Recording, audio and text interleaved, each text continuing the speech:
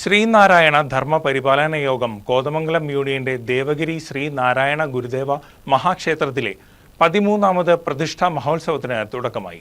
21-ാം തീയതി വരെ 5 ദിവസങ്ങളിലായാണ് ഉത്സവ പരിപാടികൾ നടത്തപ്പെടുക.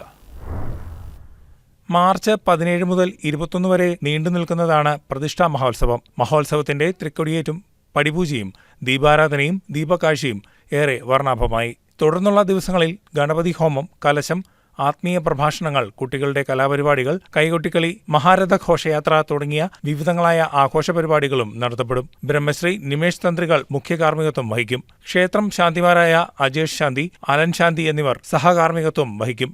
ശ്രീമദ് ശിവബോധാനന്ദ സ്വാമികൾ, സ്വാമി പ്രബോധതീർത്ഥ, ബിജു പുളിക്കലെടുത്ത്, ഡോക്ടർ MM ബഷീർ എന്നിവർ ആത്മീയ പ്രഭാഷണം നടത്തും. ഉത്സവത്തിന് മുന്നോടിയായി കോതമംഗലം യൂണിയന്റെ എല്ലാ ശാഖകളിലേക്കും വിഗ്രഹ രഥഘോഷയാത്ര നടത്തിയിരുന്നു. മാർച്ച് 21-ന് സമാപന ദിവസം കാൽനട തീർത്ഥാടകർക്ക് സ്വീകരണം നൽകും. News desk KCV news.